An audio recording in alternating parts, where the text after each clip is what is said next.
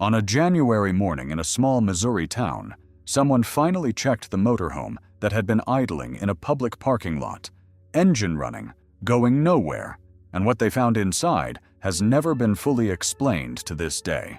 A garden hose ran from the tailpipe into the cabin. A 64-year-old man lay dead on the floor, and that part, at least, the coroner could name. But beside him lay a woman in her 70s who had been dead so long, her body had mummified. No examiner in the state could ever say what killed her, or when, or where, because the logbook on the dashboard showed this rolling house had covered 13,000 miles in 99 days, through 14 states, with her aboard the entire time. A wedding, campground receipts, a job interview. All of it happened while she rode in the back. Tonight is about homes on wheels, the freedom machines of the American road, and the people who climbed into them and never climbed out. This is Echo 7. 3 promises for the road ahead, and everyone is a court record. Before this night is over, you will watch a rolling house cross 14 states with a secret no examiner could ever read.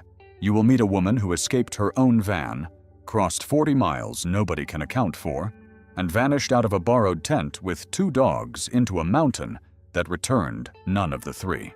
And you will stand in a desert that is only now, a quarter century late, handing back the names of people no one ever reported missing, because the life they rolled out of keeps no lists. Stay with that motorhome. We will open its door properly before this night is over, page by page, because its logbook is the single strangest document I have ever read on this channel. But should it be the first case? No, the first case has a different job. The first case has to be the one that shows you the trap in its purest form, with no crime in it at all. Because before you can feel what these machines can hide, you have to feel what they can do all by themselves, to good people, on a clear road, with a full tank.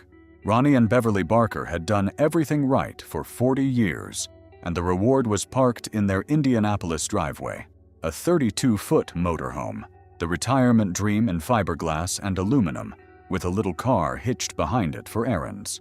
Ronnie had worked his whole life toward that machine. When they were not out in it, neighbors said he was making it ready to go out again. In March of 2022, they rolled west on another long loop, Oregon down toward Arizona, 2 people in their late 60s and early 70s doing the most wholesome thing the American road offers. The trip itself had been the good kind of ordinary. Visits, campgrounds, the unhurried rhythm of people with nowhere to be and everywhere to go. The rhythm 11 million American households now own a vehicle to chase. They were due home in Indianapolis within days. The route south through Nevada was the home stretch. On the 27th of March, a home security camera in the Nevada desert caught their rig rolling south on Highway 95 near a speck of a town called Luning. Motorhome, tow car, late afternoon light. Nothing wrong in the frame. That camera did not know it was recording the last confirmed image of the Barkers in the world. Go back to that security camera frame one more time, because it captures the whole modern condition of these cases in one image. A stranger's doorbell camera pointed at a driveway for package thieves, incidentally recording the last confirmed seconds of 2 lives, and nobody knowing it for days, because the footage of our era is infinite and unwatched. A national archive that records everything and notices nothing until someone tells it what to look for. The Barkers drove through 1,000 cameras on that trip. Exactly one mattered, and it mattered by accident. Then nothing. No calls. And these were people who always called. No card charges. No campground check-ins. Their daughters raised the alarm within days, and the alarm ran into the same wall every desert search runs into. Highway 95 crosses country so open and so empty that the search area was not a circle on a map, it was the map. One daughter said the thing that makes this case an exhibit for the whole night. You can see for miles out there, she said, and a 32-foot motorhome towing a car literally vanished into thin air. Where did they go? Sit in that question the way the family had to. A rolling house longer than a school bus, white as a tooth, in a landscape with no trees, no walls, no shadows to speak of, And it was gone the way a coin is gone under a magician's hand. Volunteers flew private planes along the corridor. Deputies ran the side roads. The desert gave back nothing for days, and the mind, given nothing, starts manufacturing, carjacking, cartel.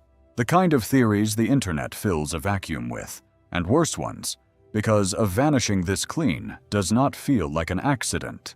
It feels authored. The daughters ran the search the way families of the missing always end up running searches, from kitchen tables, with posters and spreadsheets and phone trees, learning overnight the vocabulary of a world they never wanted citizenship in. They mapped fuel range circles from the last camera hit. They begged the county for flyovers, and got them, and begged again. And they gave the press the detail that stuck to this case like a burr, that their parents were callers, people whose love language was the check-in call, and the silence was therefore itself evidence, screaming evidence, if anyone official would just hear it that way. Days of that. Imagine the nights between the days. When the truth finally surfaced, it had an author, and the author had a calm, polite, digital voice.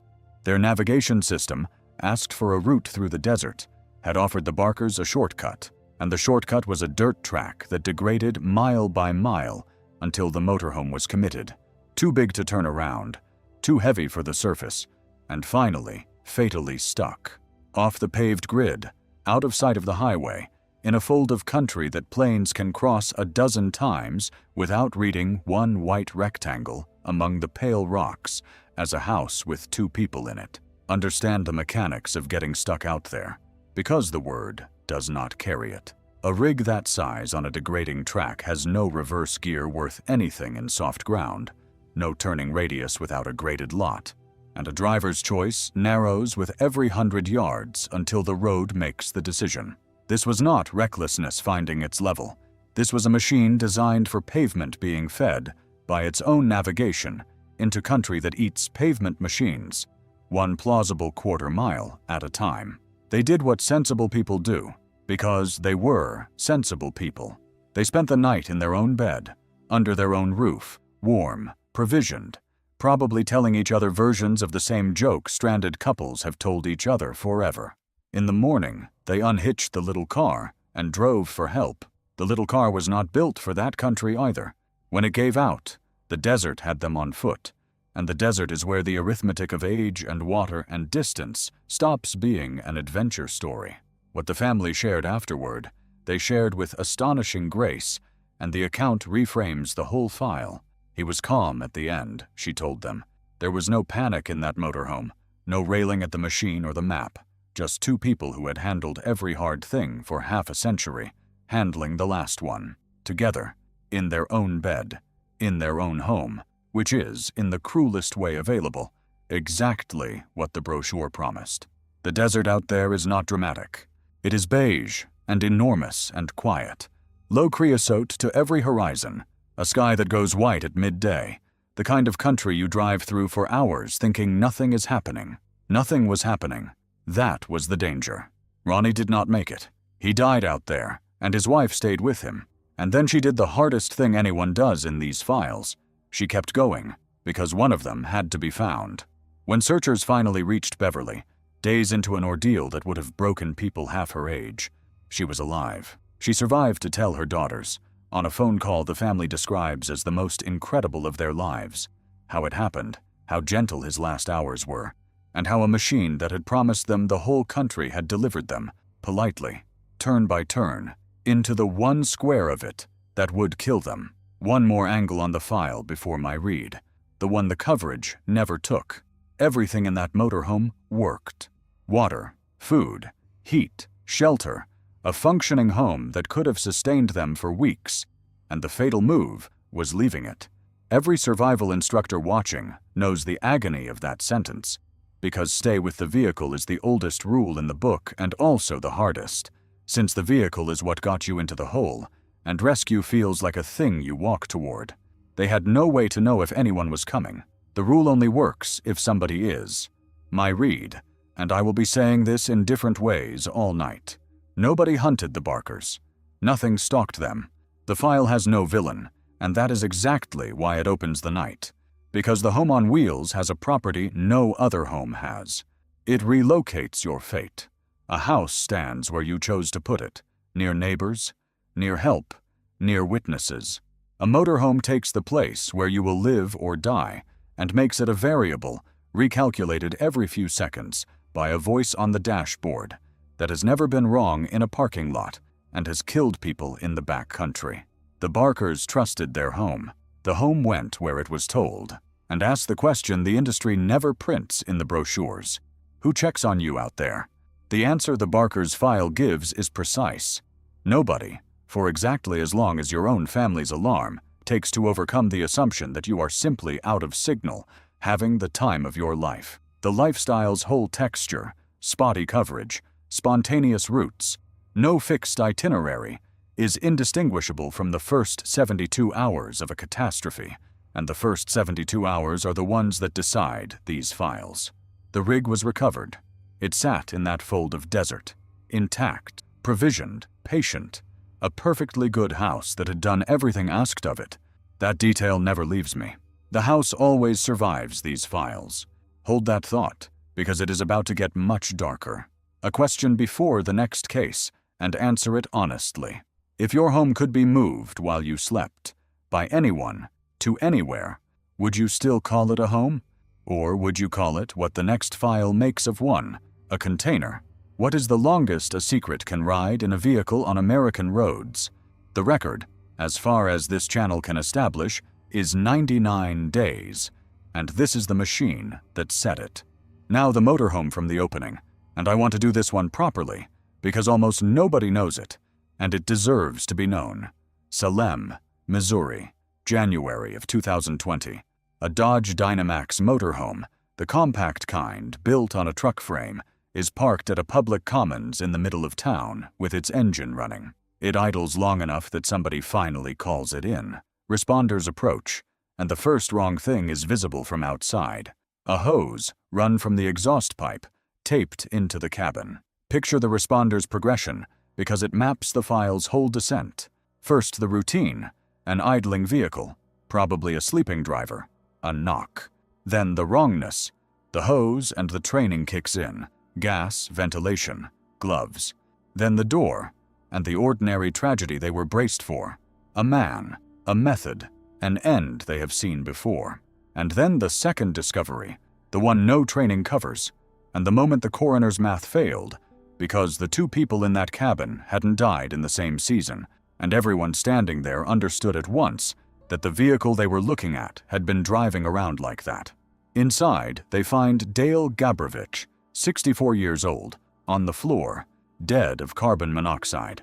A suicide, the investigation would conclude, and the physical evidence supported it cleanly. If the motorhome had held one body, this would be a sad local story, and nothing more. It held two. Beside him lay Judy Mulkey, 72, and here the file leaves the ordinary world, because Judy had not died that week, or that month. Her remains were mummified, dry country, sealed cabin, time. The examiners could establish almost nothing, not the cause, not the date, not the state she died in, and I mean that in both senses, because the question of which state line she was carried across dead turns out to be unanswerable, and the reason it is unanswerable is the logbook. Who were they before the odometer started? The record gives fragments. Month settled at a campground resort outside Sacramento, a couple of the rolling retirement class, the kind of pair every RV park in America hosts by the dozen, unremarkable by every account, because there were almost no accounts, because that is the resolution the lifestyle records people at.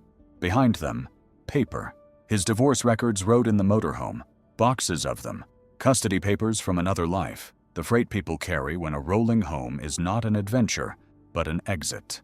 Dale kept a daily log, and the log survived, and a local newspaper later went through the motorhome with the sheriff's blessing and reconstructed the route.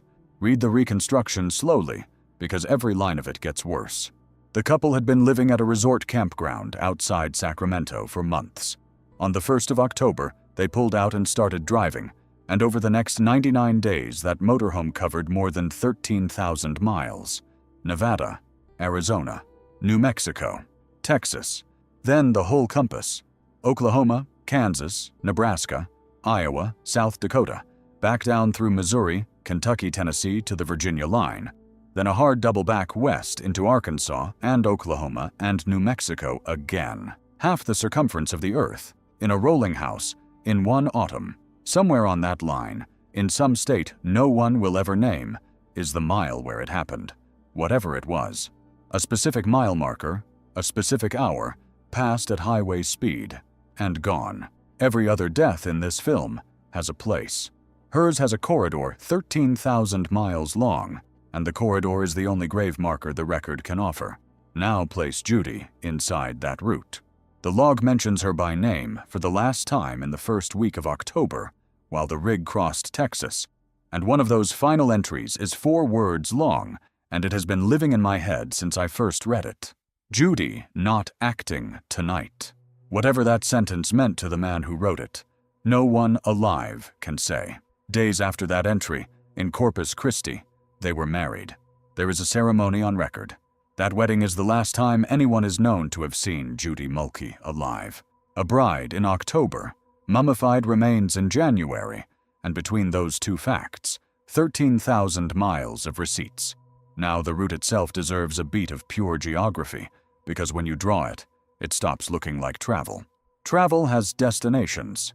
This line goes south to the Gulf, doubles the width of Texas, shoots north to the Dakotas, dives southeast almost to the Atlantic watershed, then folds back on itself into the plains, crossing its own path, orbiting nothing. Cartographers of these cases will tell you that grief drives in loops and guilt drives in zigzags, and I do not fully believe either rule, but I have stared at this route for hours, and it does not read as a man going places.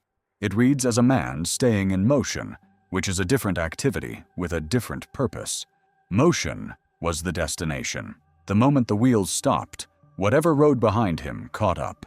The receipts are their own document of a mind in motion. He paid for 2 months at a coastal RV park and left after 3 weeks. He paid for a week in South Dakota and left within a day. He inquired about a maintenance job at a retirement village in Oklahoma in late November, a man planning a future by every paper trace, while the past rode behind him in the cabin. He kept writing the log. He kept buying fuel. The house kept moving, town after town, hookup after hookup, neighbor after temporary neighbor, and not one person anywhere along 13,000 miles of America looked at that ordinary little motorhome and saw anything to report. Consider the campground neighbors, because there were dozens of them across those 99 days. People 1 gravel pad away, close enough to hear his generator, wave distance at the water spigot, sharing the temporary village that every RV park becomes by nightfall. The rolling life advertises community, and the community is real, and it is also a community of profiles, not histories, first names and rig types, and where you headed next. A social fabric with no memory and no follow-up. Every neighbor he ever had for those 3 months knew him for 1 night at a resolution of 1 wave. That is not a failure of those people. That is the design of the place. This file demands its versions, so here they are, and I will sign mine. Version 1 is the merciful one. Judy died naturally somewhere in Texas, early, quietly, and the man simply could not do the thing you are supposed to do, could not make the call, could not surrender her, and drove instead, the way grief drives, in circles the size of the country, until he parked in a Missouri lot and joined her. The wedding fits strangely here, but grief does strange arithmetic, and there are stranger comforts on record than marrying someone in the window when it is almost too late. Version 2 is the cold one. She was dead before the wedding. The ceremony, the 2-month reservation, the job inquiry, the log entries, all of it was construction, a paper person being maintained by a man who needed her officially alive, for reasons the divorce records and financial papers found in that motorhome might gesture at.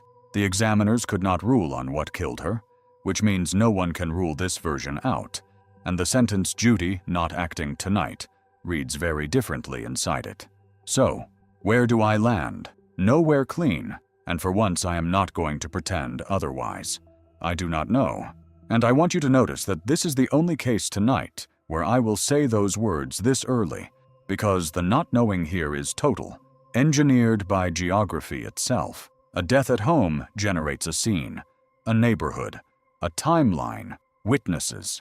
A death in a moving house generates a smear across 14 states, and by the time anyone official opened that door, time and dry air had erased the body's testimony, and the wheels had erased everywhere it might have happened. If you wanted to design a machine for making a death unreadable, you would design a motorhome, and a man willing to keep driving it. The machine, by the way, was the only thing in this file that ended intact. It sat for weeks behind a local auto shop while the case wound down, and the shop's owner told the paper he looked at it every morning like an unsolved puzzle parked in his lot. Hundreds of objects still inside, court papers, notebooks, clothes, a whole double life in a box on wheels that nobody wanted and nobody could explain. The house saw all of it, every mile, both deaths or one, the wedding, the reasons. The house is the only witness this case ever had, and houses do not testify. 2 files in, and notice what has already changed. The Barkers' motorhome hid 2 people from the living by accident. This one hid the dead from the living for 99 days, on purpose or in grief, and America waved it through every state line it crossed. So ask the obvious next question. If a rolling house can carry a death across the country without one raised eyebrow, what does it take for anyone to notice a missing traveler at all? The case that follows is the answer, and it is worse than you think, because the next case is about a woman the system noticed perfectly, twice, and lost anyway. A machine spoke in the last case, politely, and 2 people are dead. And give the voice on the dashboard its own minute before we go on, because the Barkers were not an anomaly, they were a category. Search and rescue people in the Desert West have a phrase for it now, death by GPS. Coined after years of pulling travelers out of country, their navigation swore was a road. The pattern repeats with the fidelity of a lab experiment. The mapping data inherits some ghost of a route, a mining track abandoned before statehood, a seasonal fire road, a line some digitizer traced off a survey without ever asking if wheels could live there, and the software, which has no concept of a road dying, offers it with the same calm confidence it offers an interstate. Rangers in the desert parks are the ones who gave the phrase its currency. After summers that stranded travelers on ghost roads their navigation insisted were through routes, the case reports that followed built a small literature. Vehicles found high-centered on tracks that last carried traffic when the mines ran. Occupants walking for a signal the terrain was built by geology to block. Families in sedans have followed those ghosts into Death Valley in summer. Snowbirds in 40-foot rigs have followed them into Oregon high desert in winter. The machine is not malicious. It is worse than malicious, it is certain. And certainty in a human voice is exactly the tone we are built to obey. When did you last argue with the voice and lose? Everyone has a story of obeying a route their eyes disputed, and everyone tells it as comedy. The driveway it called a road, the field it called a shortcut. The desert files are the same story with the comedy removed and the water gone. The old wrong turn announced itself, the pavement ended, the doubt began. The new wrong turn keeps encouraging you, recalculating, rerouting, praising the detour, all the way to the place where the tow trucks do not go. There is one more cruelty in the pattern, and the desert counties know it by heart. The rigs that follow the ghost roads are, disproportionately, the retirees, because the retirees trust institutions, and the calm voice is an institution, and a generation raised to respect the authority of official information meets a technology that speaks with perfect authority and no knowledge, and the meeting happens 40 miles from water. The kids with the lifted trucks doubt the voice and turn around. The people who built the country believe it and drive on. The oldest file of the night now, and its central problem fits in one sentence. A woman needed to be in 2 places 40 miles apart, and was, and nobody has ever explained the miles between. Memorial Day weekend, 1979, Washington State.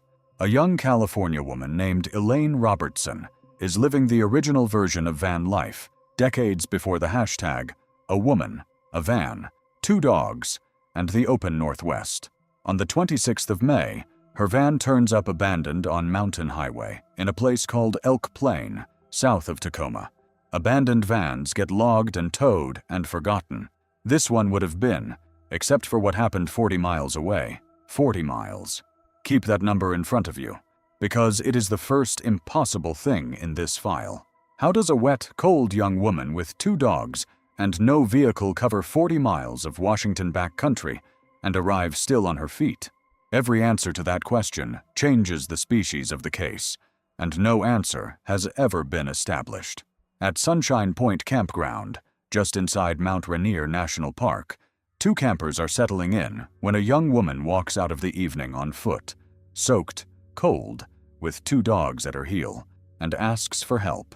No vehicle, no gear worth the name. 40 miles of road and river country between her and the van she had left, and no account, then or ever, of how she crossed it. The campers did what campers did in 1979. They loaned her a tent, got her settled, and went to sleep planning to sort her out in the morning. Stay with the 2 campers for a second, because they carried this for the rest of their lives with no fault in it anywhere. They did the perfect thing, fed a stranger's crisis with warmth and canvas, and a plan for morning. And morning handed them an empty tent, and a lifetime of wondering whether some word they said, some question they asked or did not ask, tipped a balance nobody knew was balancing. The kindness of strangers runs all through tonight's files, and it keeps arriving 1 night early or 1 mile short, and it is never the kindness that fails. It is the night around it. By morning, she was gone. The tent stood there. Her belongings, what little she carried, stayed behind. The woman and both dogs had walked out of the campground sometime in the dark, into a national park, still crusted with late spring snow, and from that night to this one, more than 4.5 decades, not a trace of Elaine Robertson or either animal has ever been found. Not a collar, not a bone, nothing. Frame the era first, because 1979 matters. No cards to trace, no pings, no cameras on the highway, a missing persons world that ran on teletypes and shoe leather, and a cultural moment when a young woman traveling alone in a van read to half the country as a runaway by choice. Not a case. Files like hers opened slowly and cooled fast. The 2 campers who lent the tent were interviewed, and the trail ended at their memory of a wet young woman saying thank you in the dark. Everything else the file holds, it holds because 2 detectives decades later refused to let it fall off the shelf. Take the file apart with me, because it dismantles strangely. Start with the van. A van is a home, and abandoning your home on a highway shoulder is not an errand. It is an event. Something ended at that van, or something began, and no one knows which, because no one knows why she left it. Mechanical failure is the boring answer, and might be the true one. But the van was her shelter, her transport, her everything, and she walked away from it toward a mountain, in wet weather, with 2 dogs, which is not the direction help lives in. People fleeing a breakdown walk toward town. She walked toward Rainier, then the Gap. 40 miles is 2 hard days on foot for a fit adult in good conditions, and she presented at Sunshine Point wet and cold, but present, coherent enough to ask for a tent, together enough that 2 strangers trusted her with one. Did she walk it? Did someone drive her? And if someone drove her, who and why has that someone stayed silent for 45 years while her face sat in cold case files? The detectives working this case today say that question out loud. They are asking, all these years later, for anyone who remembers anyone ever mentioning picking up a young woman with dogs and driving her toward the mountain that weekend. That is not a formality. That is the entire case. Because if she was driven, there is a witness or a suspect still unaccounted for, and if she walked, then everything about her state of mind that night is stranger than the file admits.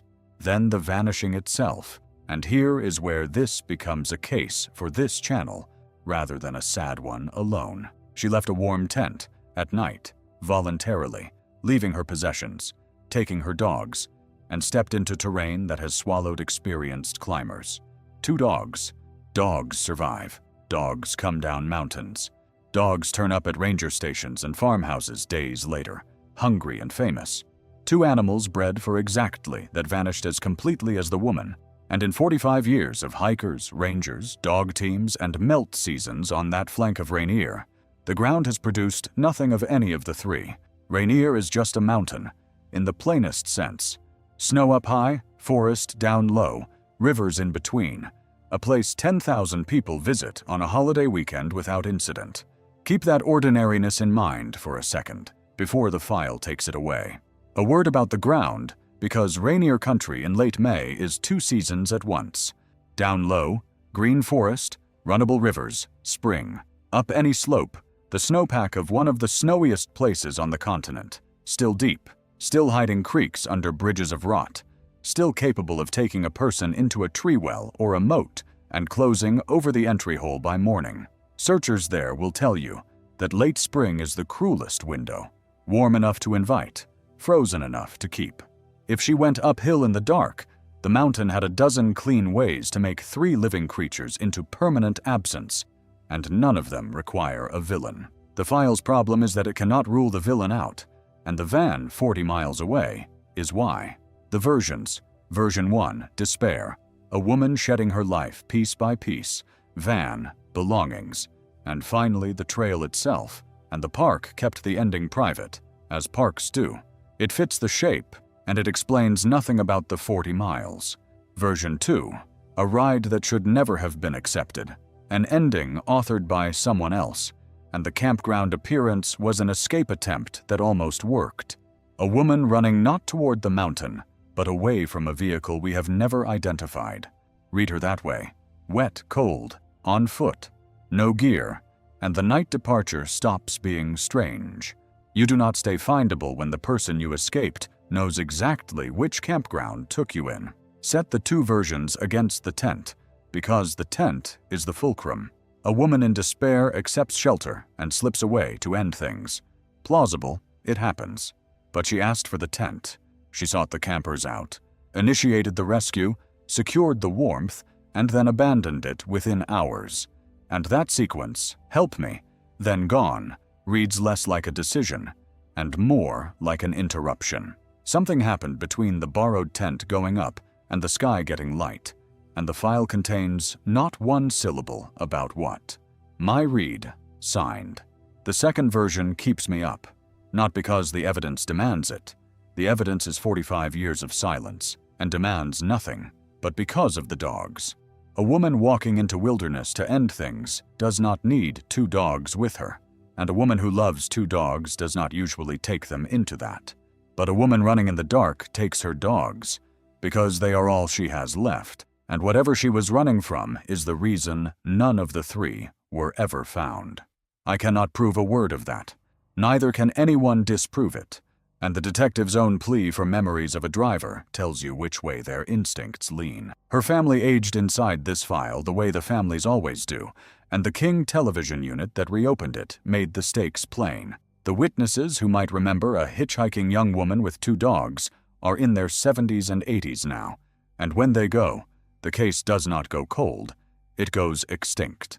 There is a category of file that has perhaps 5 years of solvability left in it, nationwide, thousands of them from the 60s and 70s, and this is one, and the only tool that opens them is a viewer's grandmother saying, "Wait, I remember that girl." The van, of course, was recovered, logged, processed, and filed. It sat in an impound yard, roadworthy, while the woman who drove it stayed gone.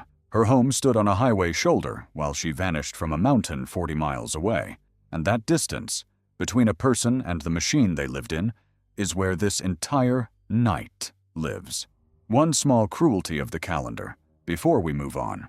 She vanished on the busiest camping weekend of the American year, surrounded by more witnesses than that park sees in most months, and the crowd recorded nothing.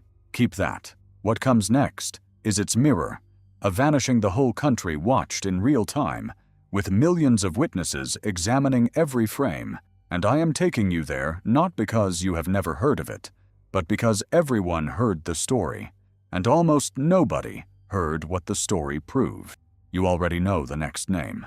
Stay anyway, because the 4 facts this case proved about the machine are the 4 facts every other file tonight runs on, and nobody laid them out while the world was watching. Summer 2021.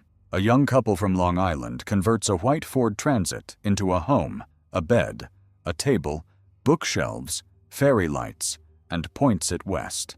Gabby Potato is 22, and she is going to document the whole trip for a channel she is starting. Her fiancé, Brian Laundrie, rides beside her. The itinerary is the Great American Loop, national parks to Oregon by Halloween, and the early footage looks exactly like the dream the hashtag sells. A girl, a van, golden light, the road. The movement they joined was, by that summer, a full-blown migration. The van sold out national inventories during the pandemic years. Remote work cut the tether, and public land filled with a generation discovering that home could be a subscription you cancel. The couple was not chasing an oddity. They were the median of a demographic wave, which is exactly why what happened cut so deep. Every follower watching their feed was watching a version of their own plan. So, here is the human version in 4 sentences, because the list that follows earns nothing without it. A girl who filmed sunsets from a rooftop tent last spoke to her mother on a bright phone call about the next park on the route. Days later, her fiancé drove their little home 2,000 miles east and parked it in his parents' driveway and said nothing. Her family kept texting a phone that had already gone dark, and somewhere out west her rooftop tent was folded, and the van looked, to every camera it passed, exactly like a honeymoon heading home. You know how it ends. I am not here to retell the most retold case of the decade. I am here because of what it proved about the machine they were living in. And the machine is tonight's subject, and no rolling home has ever been under a brighter light than that van was. It proved 4 things, and not one of them is the thing the case is famous for. Start with what it hid, in plain sight, in public, for weeks, and understand that the hiding was mutual and voluntary and completely normal. The entire aesthetic of the movement is curation, the golden hour shot, the coffee on the tailgate, the couple silhouetted against the arch, and the footage this couple uploaded looks exactly like everyone else's footage, which is the point. Nobody lies on camera in that world. They frame. The van is the frame, 80 square feet of it, and everything outside the frame stays outside, and the audience, including the 2 families watching from home, sees a honeymoon. When police in Moab stopped them in August after a reported altercation, the officers were looking at 2 people whose entire domestic life, every argument, every pressure, every warning sign, was sealed inside 80 square feet of moving privacy. A troubled household on a street has neighbors, family dropping by, patterns visible from outside. A troubled household on wheels has a windshield. The body cam footage from that stop has been watched tens of millions of times by people looking for what the officers should have seen. And the honest answer is that the van showed them exactly what vans show. Almost nothing. There is a moment in that Moab footage that survives every rewatch. The van sits on the shoulder, doors open, the desert enormous behind it. You can see the whole architecture of the trap in one frame. 2 people, 1 tiny home, no third place to cool off in, no bedroom door to close, no friend's couch within 1,000 miles. Every conflict compressed into 80 square feet. That also has to be the kitchen, the office, and the getaway car. Couples counselors talk about pursuit and withdrawal, the dance where one follows and one retreats. A van deletes the retreat. Wherever the argument goes, the argument arrives with you. Then notice how it kept moving after she stopped. Her last confirmed contact with her family came in late August from the Grand Teton country. Days later, the van crossed half the continent to Florida with 1 person in it. Nobody stopped it. Nothing about a white transit heading home reads as wrong to any camera, any plate reader, any pair of eyes on any interstate. And this is the same property the Salem motorhome demonstrated. The rolling house transports outcomes as smoothly as it transports people. Her family was still sending hopeful texts at a phone that had gone quiet, while her home drove away from her at 70 miles an hour. Now notice how fast it talked once it was made to. Once investigators had it, the The vehicle gave up the route, the timeline, the campsites, because a modern rolling home is a logbook whether its owners keep one or not. Her body was found near a dispersed camping area in Wyoming within days of the van being processed. The machine knew where she was the whole time. It just needed to be asked by someone with a warrant. And notice who gets to ask. This van talked because a national scandal put a federal team on it. The same van, in an unfamous case, sits unprocessed in an impound row for months while a county detective with 40 open files gets to it. The machine's testimony is real, but it is testimony on demand, and demand is rationed by fame. There is also the uncomfortable ledger of attention itself, and it belongs here because her own family put it on the record with more class than the media ever earned. They took the searchlight that found their daughter and turned it outward, toward the hundreds of families whose missing never trended, funding and platforming other searches, saying in every forum that the difference between their answer and other families' silence was coverage, not love, and that coverage is rationed by a formula nobody defends out loud. This film is part of that economy too. I know it. It is why the rest of tonight belongs to the files the formula skipped. But the fourth thing is the one nobody says out loud. The case detonated the van life dream in full public view, and the dream absorbed the hit and kept selling. The hashtag did not slow down. The vans did not stop shipping. Somewhere tonight there are thousands of couples sleeping in converted vans on public land, most of them happy, some of them not, and every unhappy one of them is exactly as invisible as she was, because the vehicle does not distinguish. Privacy is the product. The product works. Now the millions of witnesses deserve their paragraph, because this case invented a new kind of search. Strangers frame by framed the couple's own footage. A traveling family's dash cam, reviewed at the internet's request, turned out to hold the white van parked at the exact dispersed site where she was later found, a needle located in a continental haystack by crowdsourced attention in a matter of days. Nothing like it had happened before at that scale. Understand what it proved and what it did not. It proved that the public, aimed at a single famous face, can outsearch any agency on Earth. It did not prove the system works, because the system is what happens to the unfamous, and the unfamous get the county budget and a shrug, and every other file tonight is the unfamous. There is a thing nobody says about this one. This file gets told as a story about a monster, and the courts closed it as one. His own notebook confessed before he died. Fine. But for tonight's purposes, it is a story about a house. The same house from every file so far, doing the same three things. Hiding what happens inside it, moving when someone needed it to move, and testifying fluently the moment anyone official finally asked. The van outlived them both. They always do. Now the same week, in the same corner of Utah, the same red desert was holding a second file, one the cameras barely touched. 2 women, 1 campsite, and a warning spoken out loud to friends days before it mattered.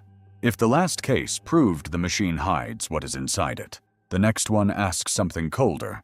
What happens when the danger is not inside your rolling home at all, but parked 100 yards away, and you see it coming, and you say so, and it makes no difference? 2 women told their friends exactly what was going to happen to them. That sentence should be impossible. This is the file that contains it. Kylan Schulte was 24. Crystal Turner was 38. They had married that spring, and they were building the life this whole night keeps circling. A mobile one, working jobs in Moab, living cheap out of their vehicle and campsites in the Red Rock country, because rent was impossible and the desert was free. Locals knew them. Co-workers liked them. They were exactly the kind of people the public lands economy quietly runs on. Workers who live outside because the town they serve has no room for them. In the middle of August, 2021, they spent an evening with friends in town, and they said something that has hung over this case ever since. There was a creepy man, they said, camped too close to their spot out in the La Salle Loop country southeast of town. He unsettled them enough that they were talking about moving camp. Friends heard it. It was that concrete, not a feeling, a person, a location, a plan to relocate away from him. They never got the chance to be believed in time. When Kylan missed work and the 2 stopped answering, A friend drove out to their camping area and found the scene searchers dread. Both women had been shot dead at their campsite, not robbed in any way that explained anything, not missing, which in this country would have been easy to arrange.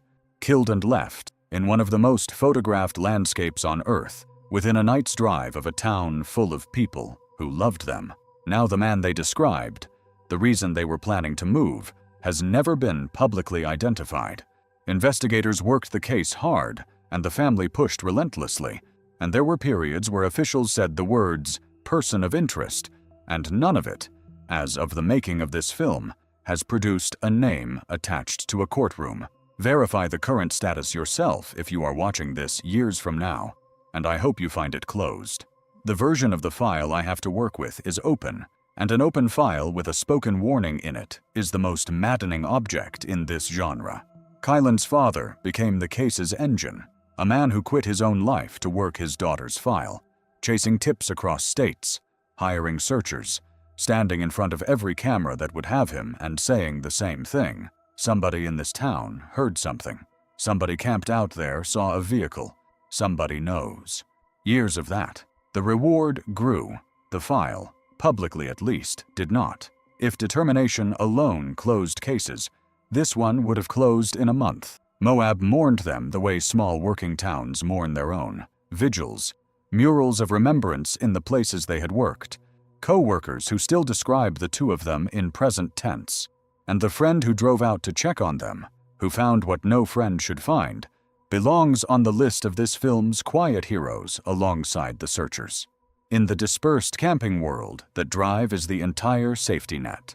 There is no landlord to call, no welfare check address to give, only somebody who loves you noticing the silence and burning their own gas toward it. The timing made it briefly famous, and then buried it. The same days, the same state, the young woman in the white van dominating every feed in America, and armchair detectives spent weeks trying to bolt the two files together. The vans, the desert, the proximity. Investigators never established a connection, and the attention moved on the way attention does, and the case that had no famous face slid back into the county file where it sits now.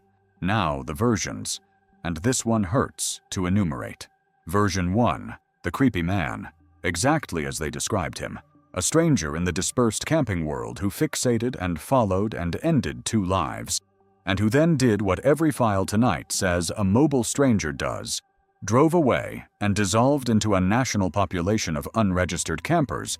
No agency counts. Between the versions sits the ballistic fact the county has never publicly resolved. Whose gun? From where? How close? And the silence around those details tells you the case still has cards it is protecting, which is, for the family, the only encouraging sentence in the file. Cases protect cards when they still expect to play them. Version 2.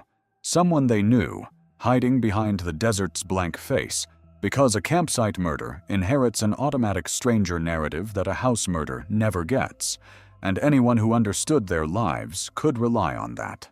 The investigators kept both doors open, which tells you the evidence forced them to.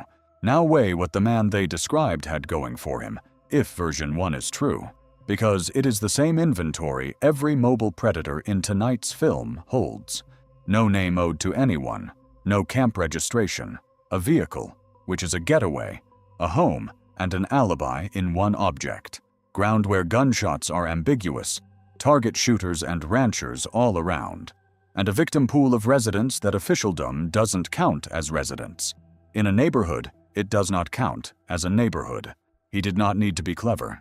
The setting spotted him every advantage before he arrived. I will tell you what I believe, and it is the warning. When two capable women who live outdoors full-time, who read campsites and strangers for a living, the way all vehicle dwellers learn to, tell their friends a specific man in a specific place is wrong enough to move away from.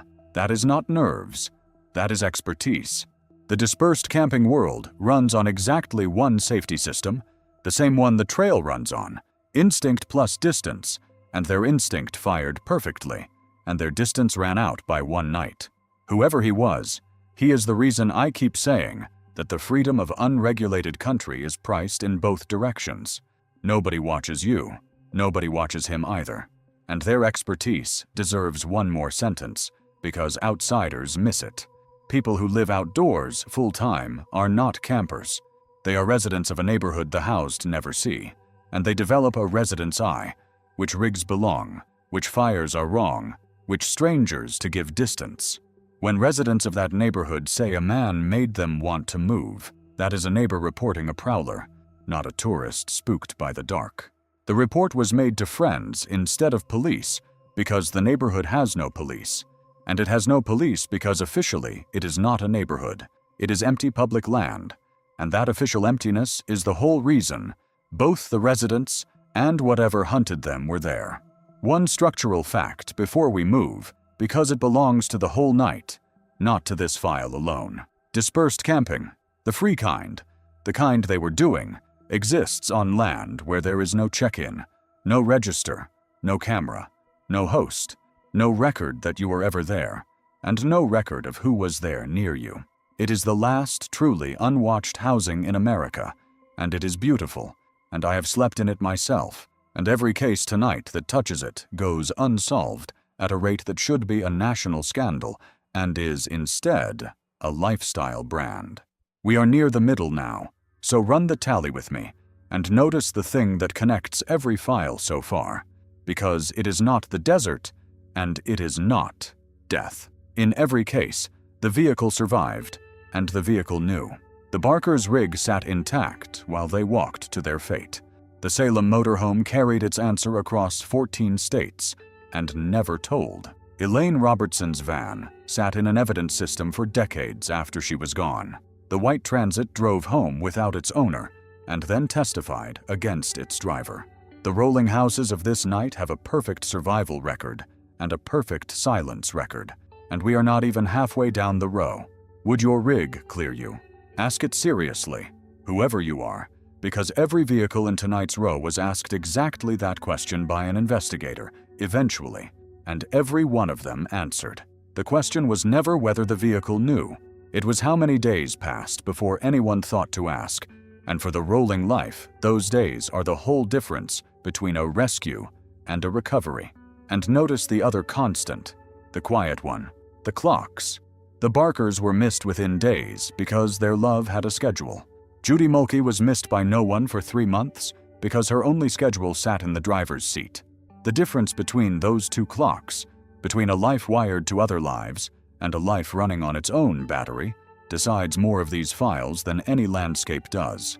The wilderness gets the blame. The disconnection does the work. So change the question for the second half. Stop asking where the people went. Start asking what the machines saw.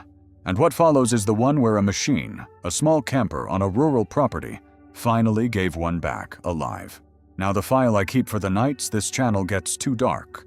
The one where the machine gave one back.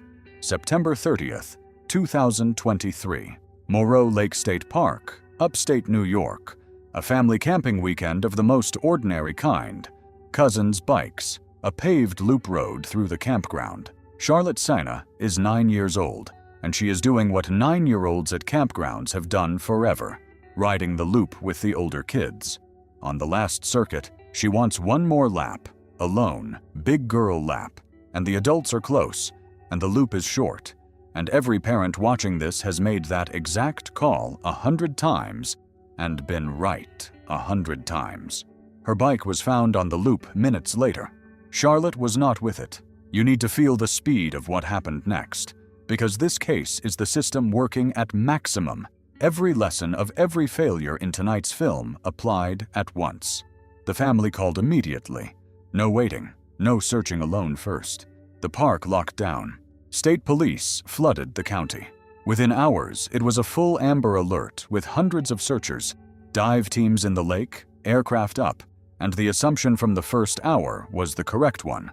Not lost, taken, because a bike on a paved loop with no child near it does not read as wandering. The scale of those 2 days deserves its own sentence. Roughly 400 certified searchers at the peak, forest rangers, state police, federal agents, canine units, airboats, divers working the lake in case the answer was the water. A park closed to the public and combed in grids. A family living every parent's complete catalog of nightmares in a camp loop that had felt as safe as a cul-de-sac. Nothing came out of the woods, and that nothing was itself the finding, because a 9-year-old on foot does not defeat 400 searchers. Wheels defeat searchers.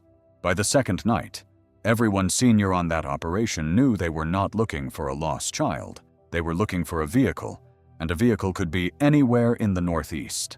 2 days of nothing, and then the arrogance that closes cases. A vehicle rolled past the family's own home in the small hours, and someone left a ransom note in their mailbox. The kidnapper had driven to the one address in America under active federal surveillance that night, and the note carried a fingerprint, and the fingerprint matched a man with a record who lived not far away, and within hours a tactical team was on the property where he stayed. On that property sat a camper. Why the mailbox? Investigators and prosecutors never fully aired his reasoning, and perhaps there was none worth airing, but the act itself belongs in a textbook on how these cases end. Every previous file tonight was protected by distance and anonymity, and this man surrendered both voluntarily, driving his own vehicle past a surveilled address to deliver, in effect, a signed confession with coordinates attached. The lesson is not that kidnappers are foolish. The lesson is that the rolling world's camouflage only works while its wearer stays inside it, moving, nameless, unattached.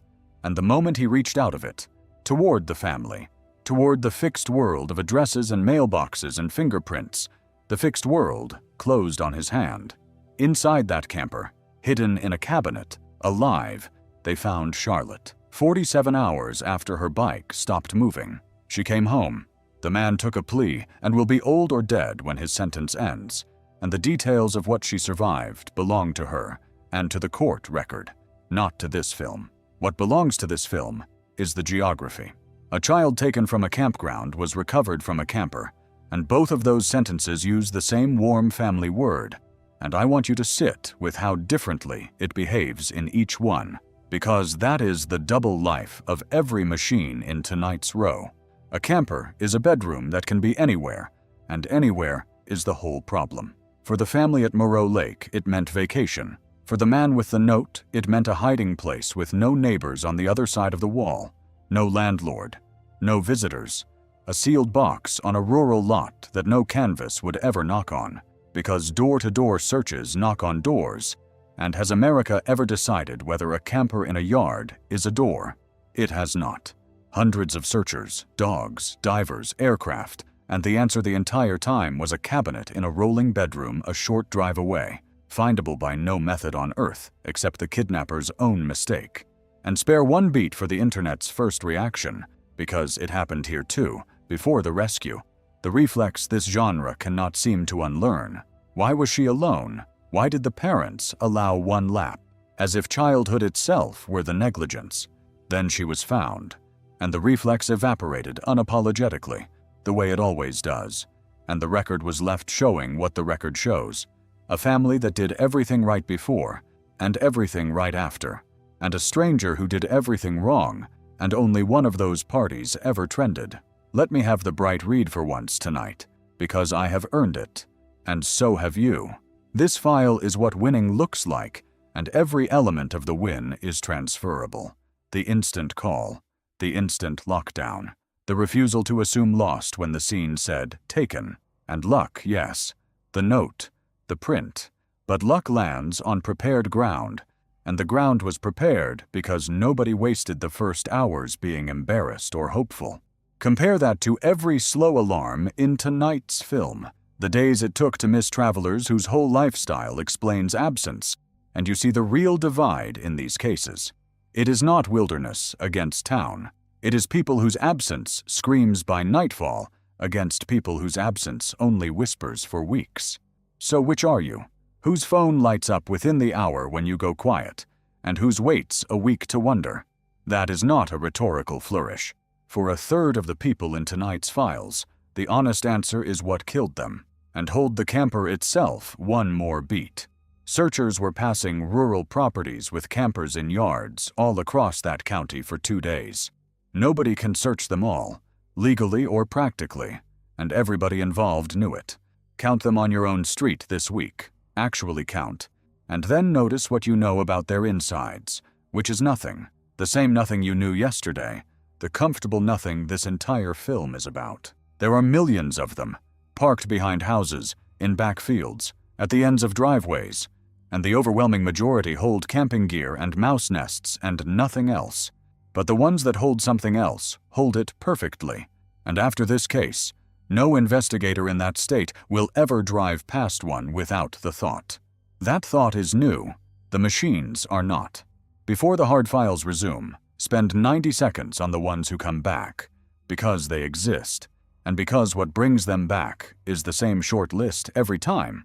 A 16-year-old vanished in the night from her family's RV at a Georgia state park not long ago, gone from a locked rolling bedroom between one adult check and the next, and for days it carried every mark of the worst kind of file. She was found in another state, safe, no foul play in the end. One of the quiet majority of teenage vanishings that are flights, not takings. And Beverly Barker walked out of the Nevada desert alive because searchers kept flying after the calendar said stop. Put the two recoveries side by side and read the ingredients. Fast alarms, loud families, searchers who refused the convenient story. Not one recovery tonight came from a system noticing on its own. Every single one came from somebody who loved the missing person, making noise the system could not ignore. Write that down. Somewhere you will see it. In the rolling world, love is the entire early warning network. There is no other. And if you love somebody who rolls, you are already on duty, whether anyone told you or not. The Georgia case deserves 10 more seconds because its shape fooled everyone. A locked RV, a sleeping family, a teenager gone between checks, and every instinct trained by films like mine screamed intruder, screamed taking. The truth was a doorknob turned from the inside. Files open from the inside more often than this genre admits, and the humility that fact demands belongs in every investigation's first hour, right alongside the urgency. Search like it is a taking. Investigate like it might be a door. So take the practical minute here, while the recoveries have you believing in them, because the rolling life has safety rules and they cost nothing. A fixed check-in rhythm. Same person, same hour, non-negotiable, because the rhythm is the tripwire, and irregular love is no tripwire at all. Route intentions shared before the day's drive, not after. The navigation rule the desert counties beg people to adopt. If the surface degrades, stop believing the voice. Physical country outranks software, always. A paper map in the door pocket, because paper has never rerouted anyone into a wash. And the lot rule from every file tonight.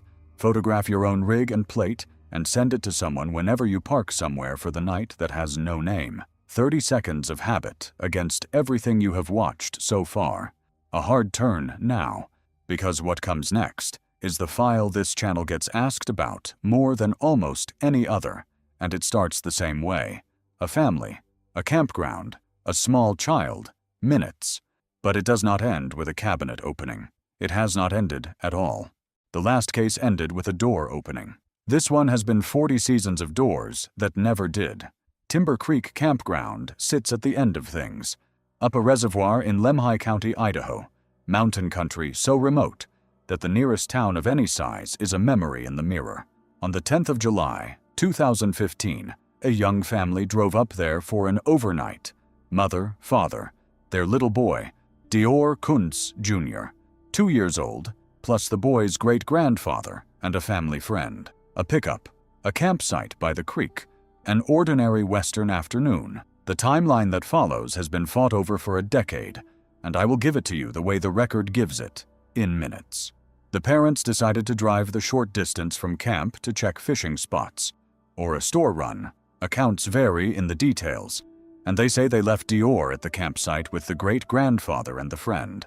Each of the two men seems to have understood the boy to be with someone else, and when the parents returned, the four adults looked at each other across a campsite the size of a living room and realized that nobody had him. The window in which 2-year-old Dior Kuntz went from present to gone is somewhere between a few minutes and under an hour, at a campsite bounded by a creek on one side and open sage and timber on the others. Get the remoteness right, because it cuts both ways. Timber Creek is the kind of site people choose specifically to be away. A reservoir arm, mountains stacked behind, a dirt approach that filters out casual traffic. The family chose it for exactly the reasons that later strangled the investigation. Few people, no infrastructure, no record of who else was up that road that day. In town, an abduction crosses cameras within a mile. Up there, the entire question of whether any stranger existed within 10 miles that afternoon has no data source at all beyond the memories of the handful of humans present. And their memories, as we will get to, did not agree. The search was enormous for where it happened. Hundreds of people into country that sees dozens on a good weekend. Local people gave that search what remote counties give, which is everything. Ranchers rode their own ground. The town emptied on weekends to walk lines through sage. A community that measures neighbors in miles treated one small boy as everyone's, and the country absorbed all of it and stayed smooth. Divers in the creek and the reservoir, dogs, horses, aircraft, and then the slower agony, cadaver teams, excavations, seasons of volunteers walking grids. A 2-year-old has a search radius you can almost hold in your arms. That is the terrible arithmetic of toddlers. They do not go far, which is why they are almost always found, alive or not, close and fast. Dior was not found close. He was not found far. In 10 years, he has not been found at all. Not a shoe, not a fiber, not a bone fragment in country full of scavengers that make bones findable, and the absence of even the smallest trace is the loudest fact in the file. The creek got years of the family's attention, and it earned it honestly. Water is the first suspect in every toddler file, and the correct one in most. But this creek was worked by divers within hours. Low summer water, short reaches, and the reservoir arm was dragged and scanned and dived across seasons. And moving water that takes a child in July gives evidence by October to people who know where the snags are. The water people signed off. When the water people sign off on a toddler case, the file changes rooms, and everyone working it knows which room it moves into, because toddlers do not vanish. Read the search literature, and the category barely exists. They drown close, they succumb close, they are taken, or an animal is involved, and animal involvement leaves evidence within days for teams that know how to read it. Every one of those doors was pushed hard here, and every one of them pushed back. The creek was low and was dived and dragged. The predator theory got professional attention and produced nothing. And so, inevitably, attention closed on the adults, and the sheriff eventually did something rare. He said publicly that the parents were suspects. And then the years passed, and no charge ever came. The parents have maintained from the first hour to this one that they told the truth, and they have never been arrested, and the word suspect was never withdrawn either. The family shattered along the fault lines you would expect. The internet built its cathedral of theories. The mountain kept whatever it knows. What about the adults themselves? The internet has convicted each of them in rotation for a decade, and I am not joining it. The accounts of who was watching the boy in those minutes never fully reconciled, and unreconciled accounts are what a sheriff means when he says the word suspect without ever bringing a charge. But every search professional will also tell you that honest memories of an ordinary afternoon shatter the moment the afternoon becomes the worst day of your life, that 4 people replaying 5 casual minutes under lights will produce 4 timelines, and that contradiction is the signature of catastrophe as often as it is the signature of a lie. Both readings exist. A decade of investigation could not choose between them. Neither can I, and neither, honestly, can you. Now the possibilities, stated with the care this one demands. Because a child is at the center, and living people carry accusations that no court has tested. Version 1, the short walk. A 2-year-old following something, water or motion, or a dog's memory, into one of the 2 or 3 natural traps within toddler range, and a recovery failure that is rare but not unknown. Moving water and burrowed banks have defeated better searches. Version 2, a taking, someone in that empty country at exactly the wrong moment. A vehicle, and the same national dissolve every mobile stranger in this film performs.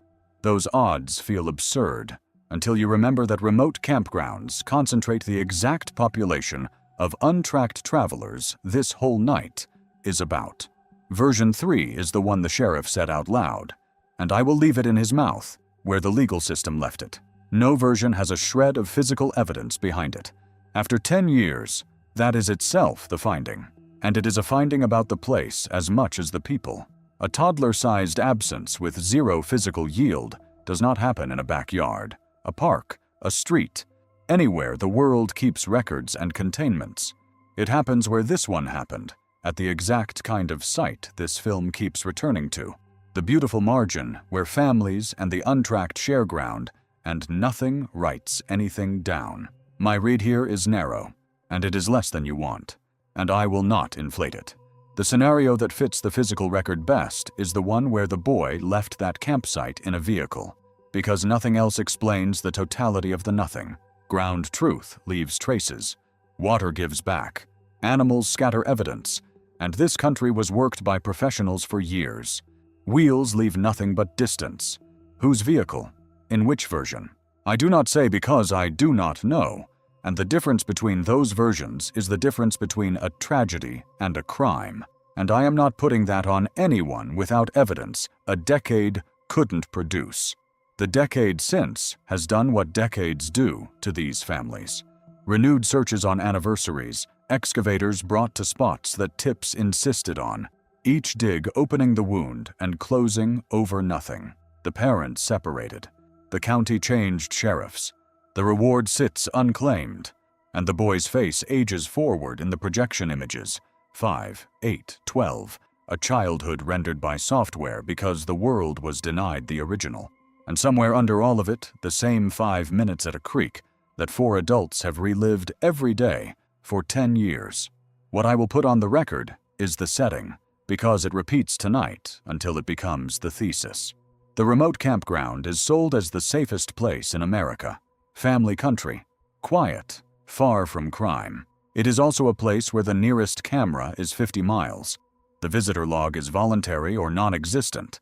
The witnesses are strangers who leave by Sunday, and every vehicle that passed that weekend is a ghost by Monday. We keep bringing the smallest, most vulnerable people we have to the least witnessed places on the continent, and we call it wholesome. And it is, and the two facts do not cancel. They coexist. That coexistence is the whole reason this channel has material. The next file needs no children and no wilderness at all. Just a girl leaving her whole life behind at 3 in the morning with a note quoting a road novel, a jeep, and a crash scene that took investigators years to admit was built by hand. Every case so far had a body of evidence. This one has evidence of a body that was never there, and a crash scene that investigators now believe somebody built by hand, like a diorama. Leah Roberts was 23, from Durham, North Carolina, and in the spring of 2000, she was a person mid-metamorphosis. She had lost both parents in the space of a few years, dropped out of her studies, and fallen in love with the beats, with Kerouac, with the whole gospel of the road as medicine. In March, she did the thing the gospel prescribes. She loaded her Jeep, left rent money and a note for her roommate that said, in effect, "Do not worry, I am not crazy, I am Kerouac," and drove west without telling anyone where west was. The note she left has been quoted in every telling, and it earns it. She told her roommate not to worry, that she was not suicidal, that she was the opposite, quoting the road saints she had been reading all winter. People who knew her describe exactly the person that note suggests: warm, searching, cracked open by loss, and trying to pour the crack full of highway. Her father had died the year before, her mother years earlier, and the inheritance that came with that grief is what gassed the Jeep. She was not running from her life. She was auditioning a new one, and the audition had rules from the books: be open to strangers, follow the signs, trust the road. Keep those rules in your hand. They are about to matter. For 4 days, she is traceable the way travelers in the year 2000 were traceable. Receipts and phone pings. A diagonal across the whole country, ending in Bellingham, Washington, up in the wet green corner near the Canadian border. Why Bellingham? Nobody fully knows. It was the end of the road in the most literal sense, the last real town before the border. Mountains on one side, sea on the other. The kind of edge of the map destination the books she loved treat as thresholds. She told people she met that she was thinking about the mountains, about seeing the country up the Mount Baker Highway. Casual itinerary talk. The openness the road gospel prescribes, spoken to an audience nobody has ever fully reconstructed. On the 13th of March, she eats at a restaurant there, chats with people, seems fine, seems bright even. And then Leah Roberts stops leaving traces of any kind. 5 days later, a couple jogging along Canyon Creek Road, a mountainside route off the highway that runs toward the North Cascades, notices clothing beside the road. Not dropped, tied. Articles of clothing tied to trees and branches at the top of a slope, like markers, or signals, or bait. Below, at the bottom of the embankment, they find her Jeep, wrecked on its wheels after what the State Patrol reconstructed as a 40-mile-an-hour departure from the road and a violent rollover through the trees. The contents of her rolling life are thrown around the inside. Her wallet, her things, present. Leah, absent. And absent in the specific way that breaks accident investigations, because a crash that violent injures the person inside it, and an injured person leaves blood, and the Jeep's cabin did not carry the biology a rollover like that should have written all over it. The scene inventory read like a life-interrupted mid-sentence. Sleeping bag, camera, books, the road library of a Kerouac disciple, her money untouched, which retired robbery on day 1, and the clothing in the trees held the eye of everyone who ever worked the case, because it fit no version cleanly. Hypothermia victims shed clothing in their final confusion, but they shed it on the ground, along a path, not knotted to trees on the roadside high above the vehicle. Signals are tied by people who intend to return, or intend to be found. Set dressing is tied by people who intend a story to be read. Her family has had a quarter-century to decide which they believe, and the mother of all details is that the clothing appeared at the top of the embankment, roadside, where a passerby would see it, not below with the wreck, where a survivor would have been. For years the file wore the obvious costume: a troubled young woman, a mountain road at night, a crash, a dazed walk into hypothermia country, a body never recovered. The Cascades make that story easy to believe. They have eaten stronger hikers than a crash survivor in cotton. But the investigators kept working the vehicle because the vehicle is the only witness. Tonight's rule. And years later, the vehicle finally said something. The starter had been tampered with, deliberately. Someone had worked on that Jeep in a way that had nothing to do with a crash and everything to do with making a vehicle unable to start, or making a scene read a particular way. And with that single mechanical fact, the file changed species. The State Patrol's crash became a possible stage set. The clothing tied to trees stopped reading as a dazed survivor marking her path and started reading as set dressing by someone who had watched too many wrong movies, someone building a diorama of an accident around a vehicle that could no longer drive, and a woman who was already gone. Who could have built it? She had talked to people in Bellingham over those days. Casual conversations in restaurants and shops. A friendly, open, grieving young woman, a long way from home, who told strangers pieces of her plan. Because that is what the road gospel teaches you to do. Be open, trust the road, accept the characters it sends. Investigators looked hard at the men she crossed paths with in those last days. One in particular drew years of attention. No charge has ever been filed against anyone. The staging, if staging is what it was, worked, because it bought the one thing stagecraft buys. Time and time in a missing persons case is the whole game. One more grain of the record, handled with gloves. Among the people she encountered in those Bellingham days, investigators returned repeatedly to one man whose account of his time with her they could never fully reconcile, and a television program years later put questions to him on camera. And no arrest ever followed, and none may ever, because unreconciled is not a charge. I name no one because the file names no one. I note only that the case's own investigators, cautious people, spent years treating the staged crash not as a maybe, but as a working theory with a human author, and working theories with human authors do not come from nowhere. The versions, and for once the physical evidence, votes. Version 1, the accident, requires the crash to have been survivable enough for her to walk away without bleeding in the cabin, and requires her to have climbed the embankment, tied her own clothes to trees, and then walked into the mountains and vanished, and requires the starter tampering to be a coincidence of an old vehicle.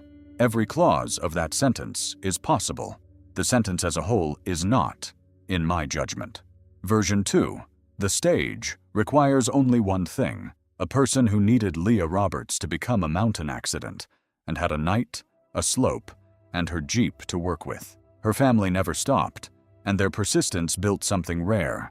Every spring for years, volunteers have driven her exact route across the country, city by city, hanging flyers, working local press, keeping her face in circulation along the corridor where somebody, statistically, knows something. It is called remembering in motion, and it is the gentlest counterattack in tonight's film, a caravan against a vanishing, wheels answering wheels. Here I will not hedge, and I have hedged carefully all night. Somebody built that scene. The Cascades didn't do this. The Cascades were the alibi, the same alibi the desert gave the Salem motorhome, and the parks give every file tonight. The landscape is costume, worn by something that walks on two legs and drives. And she fits tonight's row precisely, because her Jeep was her home in every way that matters for this film. Chosen, packed, slept in, trusted.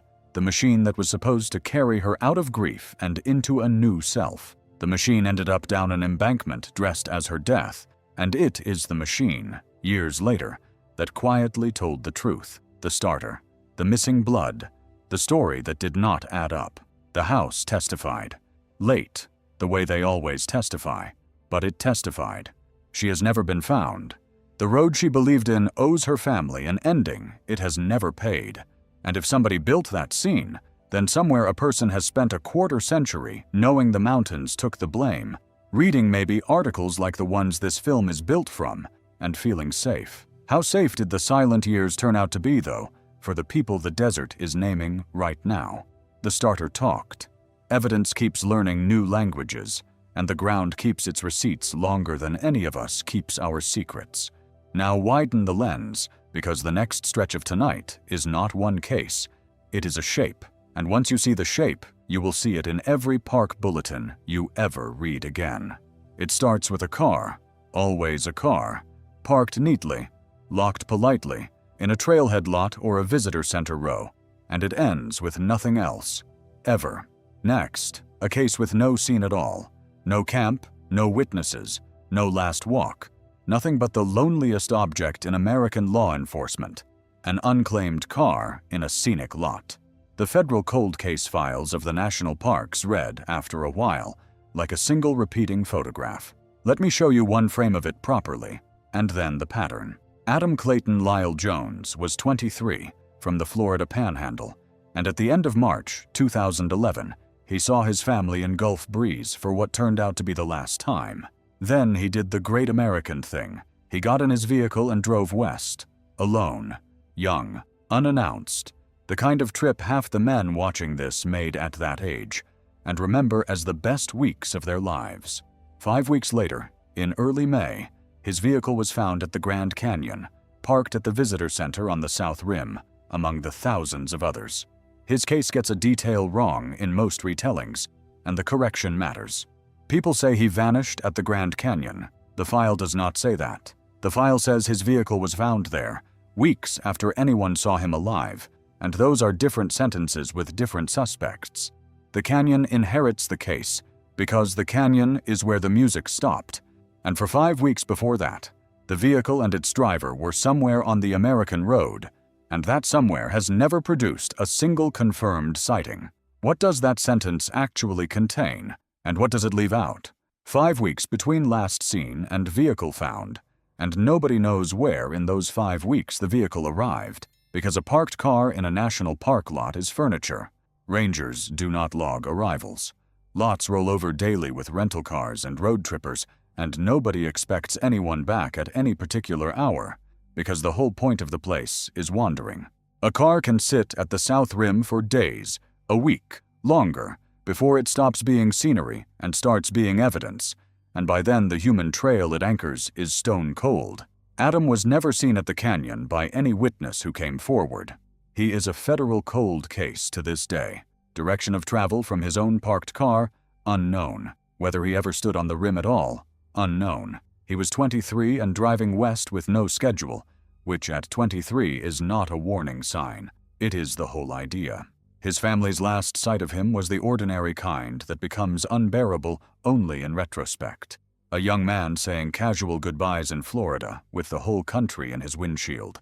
What filled the 5 missing weeks, which roads, which stops, which faces, has never been assembled, because a solo traveler paying his own way generates almost no record he does not volunteer. And Adam volunteered nothing, because 23-year-olds on the Great Western Drive are not writing evidence, they are living, and he is a frame in a film strip. The Park Service's own cold case roster repeats the composition with different names and different lots. A man missing from the Smokies whose car waited at Newfound Gap, direction of travel unknown. Travelers whose sedans and vans turn up at canyon overlooks and desert visitor centers weeks after anyone saw the driver. Tanks half full, belongings sensible, doors locked like the owner meant to be back by dinner. The phrase direction of travel unknown appears in these files. So often it stops being information and becomes a genre. Sit with what it concedes. Modern investigation can reconstruct a phone's path to the meter and a card's life to the minute. And against a man who parked a paid-off car in a free lot and walked, or was driven, it has nothing. The trail does not go cold. It never existed. The lot is where the recorded century ends and the 1800s begin, one curb apart. The car is found. The car is fine. The car is the last fact, and everything after the car is fog. And hold the families of the lot cases a moment, because theirs is a particular limbo. A found body permits grief. A missing person permits hope. A parked car permits neither cleanly. It just sits in an evidence bay somewhere, the last object their person certainly touched. A household in miniature, maps refolded wrong, a jacket on the seat, and it offers the family a single cruel sentence on repeat. He was here, and then the record ends. Some of these families make pilgrimages to the lots. They stand where the car stood. It is the closest thing to a grave the file will ever issue. This is what I want you to understand about that composition. My read. Signed. We treat the parked vehicle as the beginning of the wilderness story. He left the car, therefore he walked into the park. Therefore the search radiates outward from the lot into the terrain. Every resource flows into the canyon, the forest, the desert, because the car anchors the story to the landscape. But the lot is not a wall. It is a junction. People arrive at those lots in one vehicle and leave in another every single day. Rides shared, friends met, strangers trusted, and none of it recorded. Because a national park parking lot has all the surveillance of a 1950s picnic ground. The parked car proves only that the car stopped. The owner may be down in the canyon. The owner may also have left that lot in someone else's passenger seat within an hour of arriving, alive, and making a mistake. And every hour of dogs and helicopters spent on the rim was spent inside the wrong story. Direction of travel unknown does not mean which trail. It means which world. The institutional truth of it, told to reporters by park veterans over the years, comes down to a seam. The agencies are magnificent at searching wilderness, and they almost never search the parking lot, because the parking lot is not their jurisdiction. It is only where their jurisdiction begins. Every agency's map has that seam, and the seam is exactly where the vehicles sit, and things that happen on seams belong to no one. Adam's mother has spoken over the years with the precise exhaustion of the lot families, holding a case that has no scene to visit except a parking space, marking birthdays against a file that has not moved since the spring it opened. His car held its usual life. The canyon held its usual silence. Somewhere between the two, a 23-year-old stepped out of the recorded world, and 15 years of federal jurisdiction have not found the doorway he used. So the pattern is a question, and I will ask it as plainly as it can be asked. How many of the vehicle in the lot cold cases are wilderness deaths we failed to recover, and how many are crimes we never even looked for because a beautiful landscape stood next to the car and volunteered to be the suspect? Nobody knows.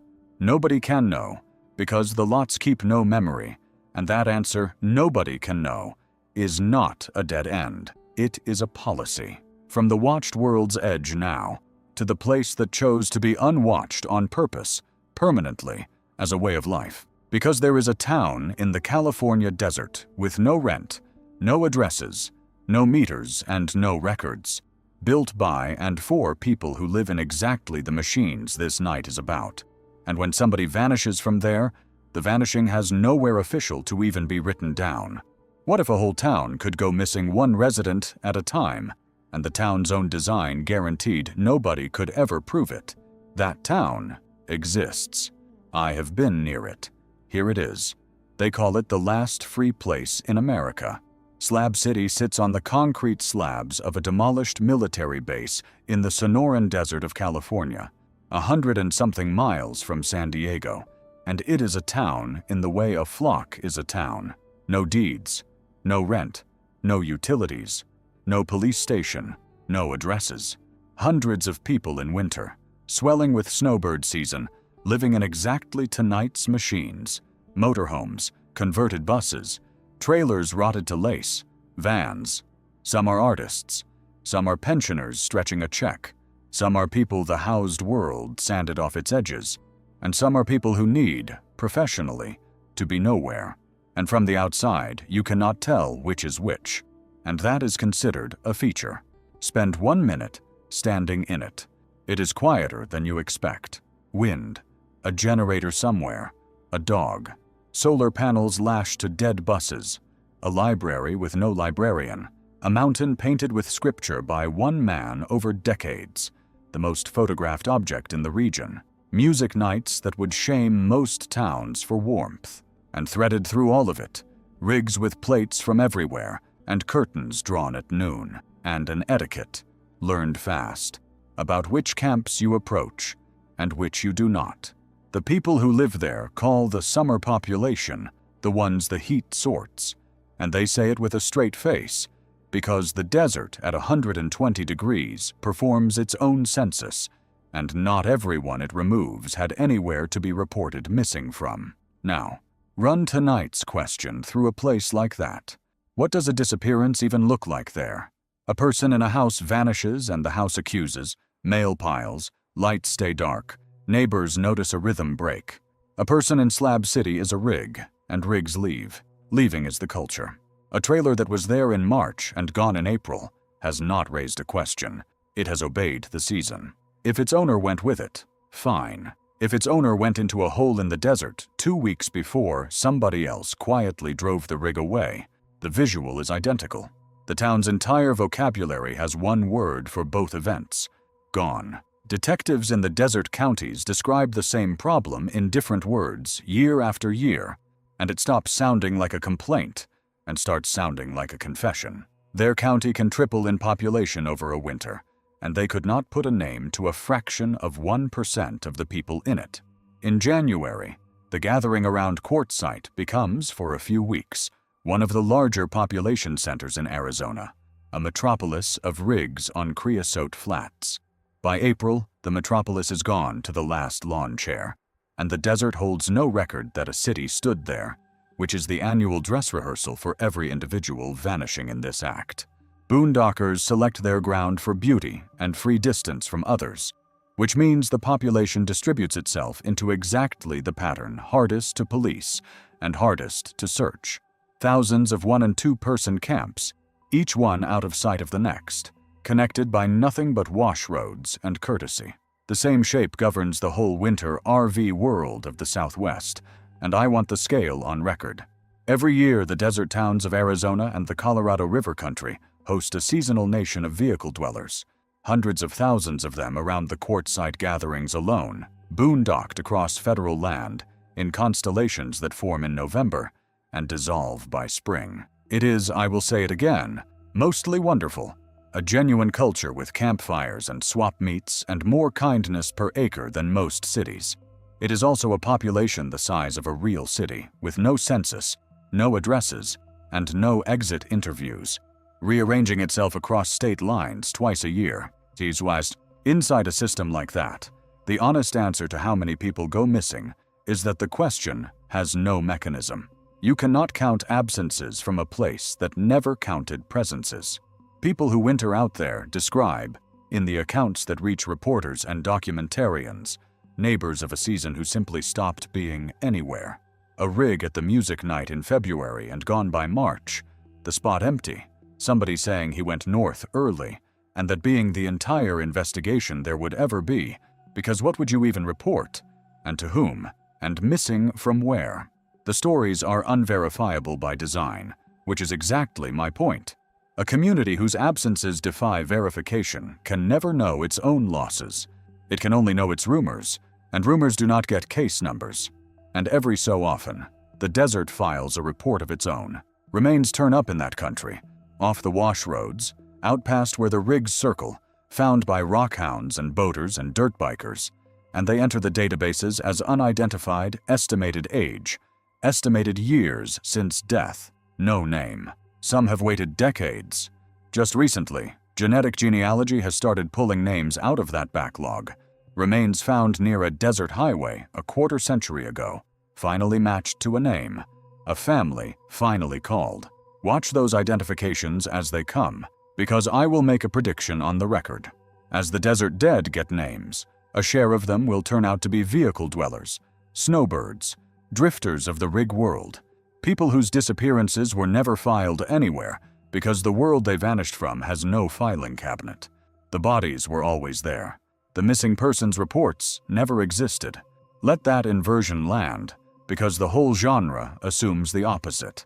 We think of the missing as reported people without bodies. The desert corridor is producing the mirror image, bodies without reported people, and no agency has ever built the machinery to measure that mirror.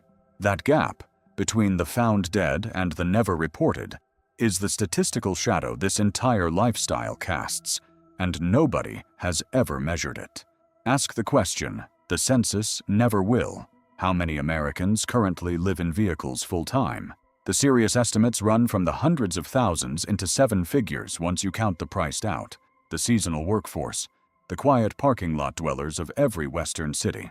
The honest truth is that the spread of those estimates is itself the scandal, because we count prisoners and soldiers and the homeless in shelters, and the rolling population is the one class of Americans whose size is a guess. And now, the read that is not about the slabs at all. It is about all of us. The unwatched life is not a fringe taste anymore. The vans are lifestyle brands. The Boondocking apps have millions of users. The pensioners priced out of housing are rolling into the desert every winter in numbers that grow with every rent index. We are conducting, as a country, a giant experiment in address-free living, and the experiment has no control group and no data collection, and the first generation of its missing is already out there, uncounted by definition. When the reckoning of that count finally comes, and genetic genealogy is bringing it, I think the number is going to embarrass every agency that ever said case closed over an empty rig. Put a name to all of it now, because I have been talking about the uncounted in the abstract for too long, and one of them just got his name back. In February of 1998, a man named Dennis Craig Edmondson was reported missing from the Golden Valley country of western Arizona, desert west of Kingman, snowbird and drifter country, exactly the ground this act is about. He was a person, not a pattern. Somebody filed the report, and then nothing for years. In October of 2000, a group of teenagers wandering the desert off Burrow Road found human remains. Dental records were checked against the missing and produced no match, and the remains went onto the shelf as unidentified, a case number in Mojave County, while the seasons of rigs came and went on the highways nearby. There they stayed for a quarter century. This year, that shelf gave him back. Investigators had reopened the file, pulled fresh DNA from his family, and pushed it against the degraded sample from the remains until a manual comparison finally matched.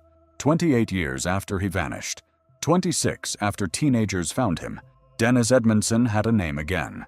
And here is the sentence that turns this from closure into something colder. The moment they identified him, the case became a death investigation, because investigators do not believe he died of natural causes. Sit with the shape of that. A man missing for 28 years, found 2 years after he disappeared, and not known to be him for 26 more. And only now, with a name, does the question of who killed him even begin. A cold case detective who works that country said the quiet part plainly, that the reason the desert holds so many unidentified is the desert itself, how fast it takes the flesh, how it erases the tattoos and scars that put names to the nameless.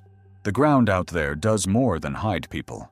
It is an eraser, and it works fast, and it favors exactly the people this film keeps losing, the ones with a rig and a route, and no one whose job it was to notice the day they stopped arriving. One more turn of the wheel now, back to where ordinary America parks.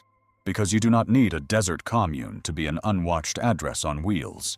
There is a version of it in every town in this country, under sodium lights, between the cart corrals, and the chain that hosts it, started as a kindness, and became something the files know by name. The big box parking lot at midnight is the strangest campground in America, and for decades it was policy. The founder of the biggest chain liked RV heirs, and RV heirs liked free asphalt, and a tradition grew: roll in at dusk, ask the manager, sleep among the cart corrals with the semis idling at the lot's edge, roll out with breakfast bought inside. Millions of nights have passed exactly that way, safely, boringly, and the overnight lot became a fixture of the rolling life, the urban waterhole on every migration route. Stand in one at 2 in the morning, and I have. The rigs cluster at the lot's dark end like wagons without the circle. A generator hums somewhere. Curtains glow and go out. Every hour or so, a car crosses the empty acreage between the store and the sleepers for no visible errand, slows, and moves on. And the sleeping village has no way to know if it was security, or curiosity, or inventory.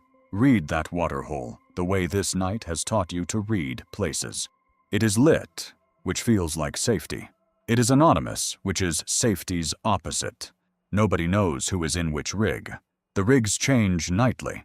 A curtained motorhome is a sealed room that anyone can park next to, and the lot's cameras, where they exist, are aimed at the doors of the store, not at the sleeping village at the lot's far end. Every kind of traveler uses it: the retired couple, the family between houses, the seasonal worker, and every kind of predator understands it, because it concentrates people who are, by definition, not from here, not expected anywhere tomorrow, and not missed for days.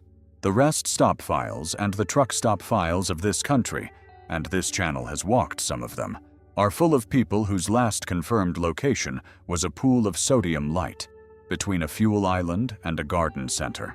And when something does happen in that sodium light, the case inherits the lot's amnesia. This channel has stood in those files before. The workers and travelers whose last confirmed frame is a night lot's camera catching a figure between vehicles. And what those cases share is the jurisdictional shrug: private property, transient victim, witnesses who checked out of the world's memory by morning because they were never checked in. A crime in a neighborhood has a neighborhood. A crime in an overnight lot has a shift change. Chain by chain, town by town, the welcome has been dying. Ordinances and lawyers and incidents each taking their bite, and the RV forums mourn it as the end of a kindness. And they are right. It was a kindness.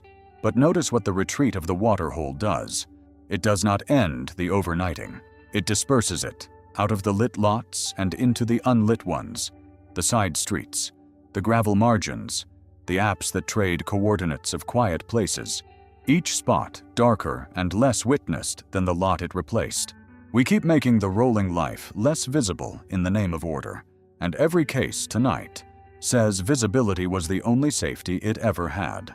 Order and safety are not the same purchase. Ask the files which one they would have voted for. One lot, though, out of all the lots in America, earned its way to the top of this film because what idled in it for hours before anyone checked was not a sleeping traveler. You've been waiting for this door all night. Let us open it. Which brings me to the file I owe you from the top of the night, the one I said I would keep for the deep end. It is not a vanishing. Everyone in it was found. It is here because it answers the question this whole night has been circling. What is the worst thing one of these machines can hide? And the answer is not a body. The answer is 99 days. You know the frame already. Salem, Missouri, the idling Dynamax, the hose, the man, and beside him a woman long dead. What I held back is the texture, because the texture is the film. The daily log was not a diary of confession, it was a diary of errands, fuel stops, campground fees, weather. A man recording an ordinary retired ramble, in an ordinary retired hand, while the cabin behind him held what it held. In Texas, he wrote that Judy was not acting right one night, and days later there was a wedding with her name on the certificate, and after the wedding, the log simply stops mentioning her, not dramatically, administratively, the way a name drops out of household paperwork. Then 2 months paid at a seaside RV park, abandoned in 3 weeks. A week paid in South Dakota, abandoned in a day. A rolling house that kept arriving at places built for staying, paying to stay, and fleeing, as if the man kept trying to stop being what the vehicle had become, and kept failing, because parking it made it a tomb, and only motion made it a home. And the wedding will not leave you alone either, whichever version you hold. If she was alive at that ceremony, then she had days at most, and the marriage certificate is the last official document of a living Judy Mulkey, signed on a coast she had never seen, by a woman a log entry had already described as not acting right. If she was not alive, then a ceremony happened with her name on it anyway, and Texas paperwork carries a ghost's signature, and someone stood up in Corpus Christi that October and performed a wedding that had 1 participant. I have read a great many files for this channel. No 2 sentences in any of them sit worse together than married in October and mummified by January. He inquired about a job in November. Think about that entry until it hurts. Whatever the truth of Judy's death, natural or not, by November he had been driving with her remains for weeks at minimum, and he asked a retirement village about maintenance work. A man visibly planning a livable future out of the driver's seat of an unlivable present. That is not a detail a screenwriter would dare. The investigators concluded what they could conclude. His death was suicide. Her death was unknowable. No charges could ever be tested against a dead man, and the county filed it, and the country never heard of it. The motorhome sat behind an auto body shop while the paperwork settled. Hundreds of objects inside, court records, notebooks, clothes, a museum of a folie à deux with an engine, and the man who ended up with the rig said he came to work every morning and looked at it like a puzzle no one would ever finish. A final object from inside that rig, because the newspaper's inventory listed it, and I have not stopped thinking about it. Among the fuel receipts and court papers were notepads of personal writings, pages of them, a man narrating to himself across 3 months of highway.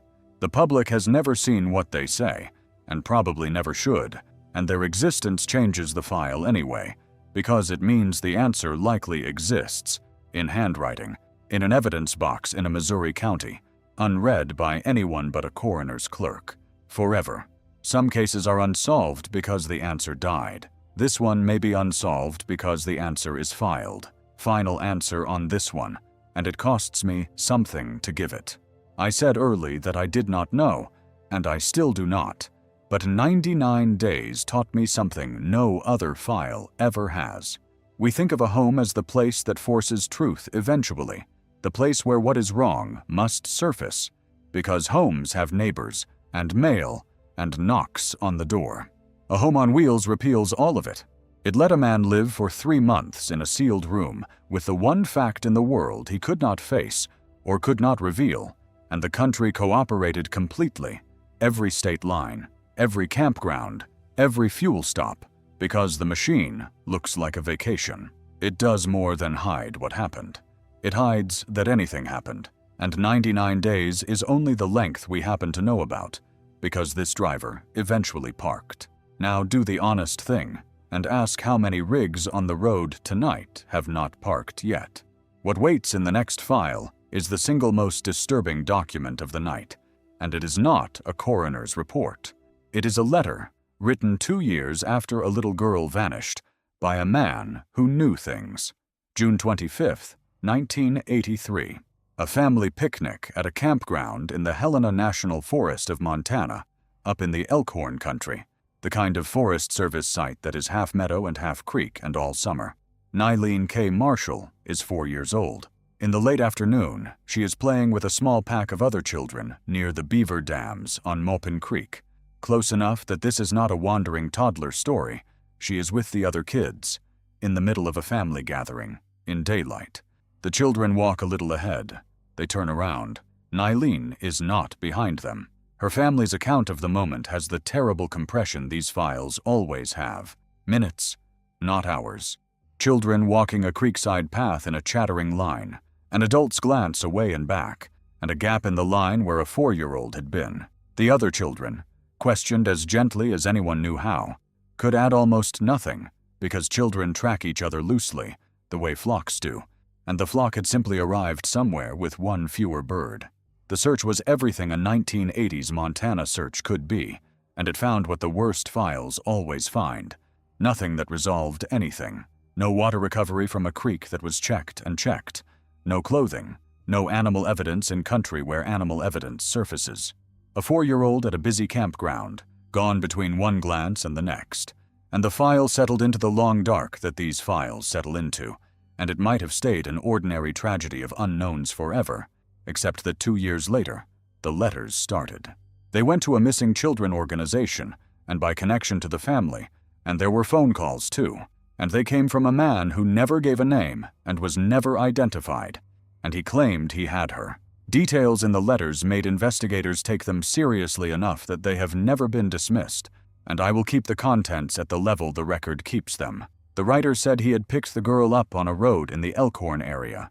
He said she was cared for, educated at home, that she traveled with him, that she had grown. He supplied the kind of homely specifics, her height, her teeth coming in, that are either the observations of a man raising a stolen child or the studied cruelty of a hoaxer who understood exactly which details would keep a family's hope alive and on fire at the same time. The letters were postmarked from far away. The phone calls came and went. The man was never found.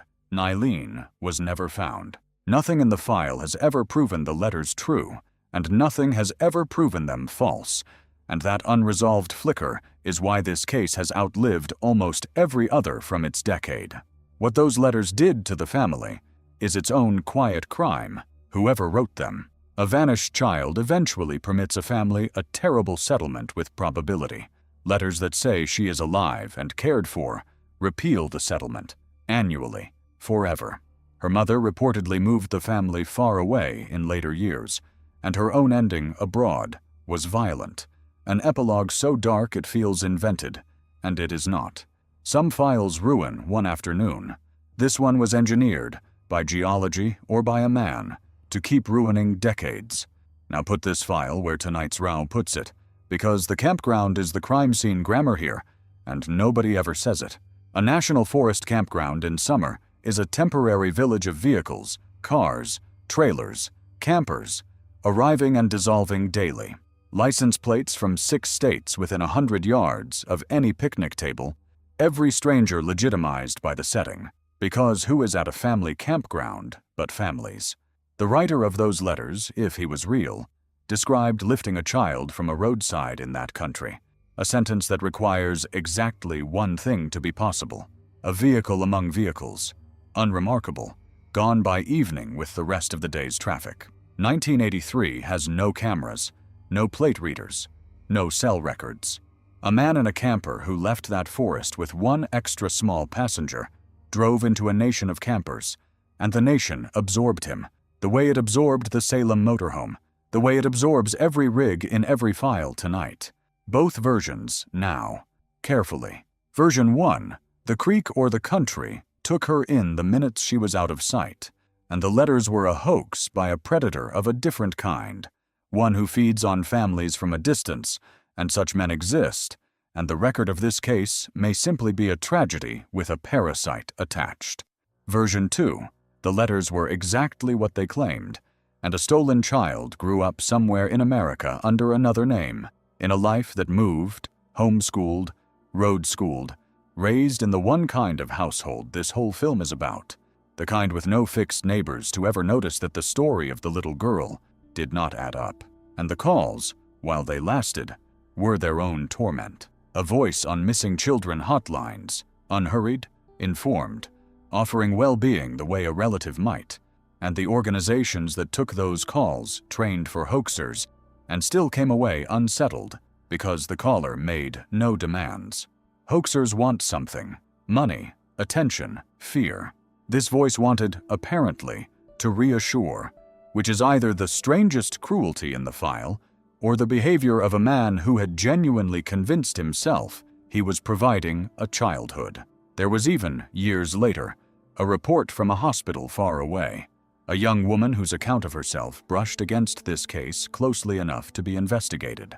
Like everything else in the file, it lit up and led nowhere and went dark. One clause in those letters deserves its own light before my read.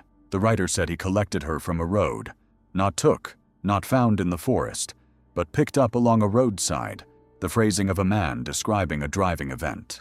The roads of that recreation corridor in June are a slow parade of exactly tonight's machines, campers and trailers moving between sites, a parade in which a stopped vehicle and an open door and a lifted child would occupy 4 seconds and 0 memories.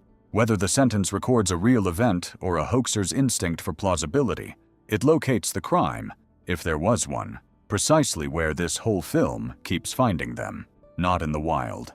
On the seam between the wild and the wheels. I give this read reluctantly, because both versions are abysses, and I have to pick a direction anyway. The letters read, to me, like knowledge, not research, and investigators at the time seem to have felt the same weight in them. If that instinct is right, then the answer to Nylene Marshall was never in the creek or the timber at all. It was on the road within hours, inside the great anonymous circulation of American campers, and it may have parked at 100 family campgrounds over the following years. One more rig, one more quiet man, one more homeschooled child at the picnic table, waving distance from families exactly like hers. Nobody at any of those campgrounds would have seen anything wrong. That sentence should follow you out of this case. It follows me. Almost home now. One last stop. And it is not a case. It is a reckoning. Because the desert I told you about, the one with no filing cabinet, has finally started answering questions nobody asked it. And the answers are arriving with names attached. One last road, and this one runs backward, out of the ground, and toward the living. You already met the first name the desert gave back tonight. Dennis Edmondson was one shelf in a very long row, and the row has started to move. The people who find such things out there, rockhounds, off-roaders, a surveyor once, describe the same vertigo, the realization that the desert floor they recreate on is also, at some unknowable density, an archive, and the archive is finally being read. Along the same river country, near Lake Havasu, investigators are pushing the same DNA science at another set of remains from the same era. Another man the desert filed without a name, found by boaters, never claimed, and they are asking the public now, a quarter-century late, who he was.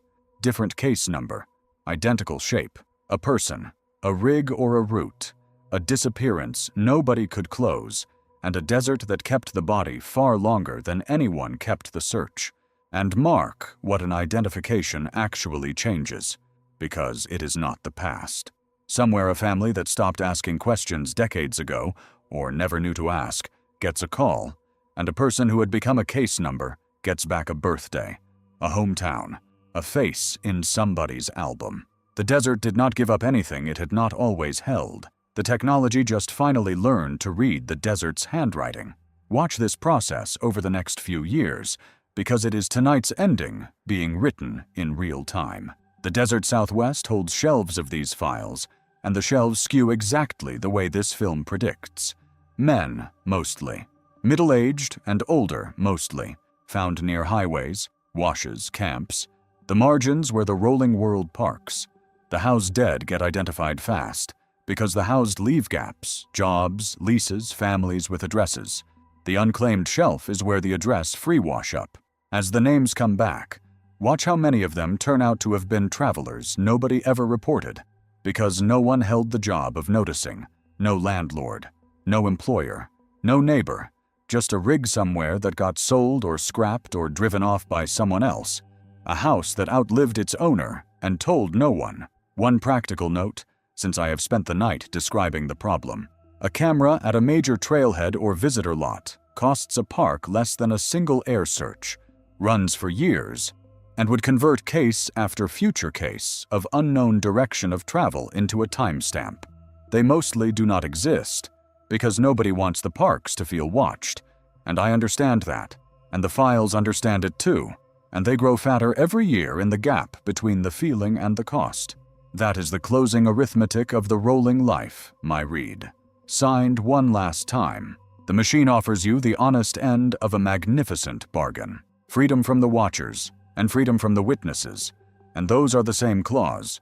Most people sign it and collect only the good half. Decades of sunsets and swap meets, and the whole continent for a backyard. And I mean it when I say I understand the signature. Part of me wants to sign it too. But the files tonight are the other half of the clause coming due, and the desert shelves are its ledger, and the ledger is only now, name by name, being read out loud. So end where we started, in a parking lot, with an engine idling. Somewhere in America tonight, a motorhome is idling in a lot, and there is nothing wrong with it, and that is the point. There is never anything visibly wrong with any of them. The Barker's rig looked perfect while it held there last night. The Salem Dynamax looked like errands for 99 days. The white Transit looked like a honeymoon crossing 4 states without its bride. Every machine in tonight's film passed every glance it ever received, and the glances were the only inspection any of them would ever get. We built a class of home that answers to no address, no neighbor, no register, and no key holder, but one, and we sold it as freedom, and it is freedom, and the files you just watched are what freedom keeps in its glove box. The people are gone, most of them without endings. A woman and 2 dogs on a mountain, a boy at a creek, a girl whose letters may still be out there, a driver whose direction of travel is still unknown. The houses all survived. Every one of them saw everything. And out on the interstate, right now, in the dark between 2 towns you will never visit, 10,000 sealed rooms are doing 70 with their curtains drawn, and I cannot tell you what is riding in them, and neither can anyone else on earth, and one of them just changed lanes behind you. And here is the only thing I will ask of you before you go. Every case tonight is real. Every family is still waiting, and the tip lines are in the description. Checked the day this went up. These files do not get closed by breakthroughs. They get closed when one person finally says the small thing they spent years assuming was not worth saying. A rig they remember, a writer they once picked up, a camp neighbor whose story never quite fit. If tonight scraped one of those memories loose in you, that memory is not nothing. In a world with no witnesses, you might be the only one there ever was.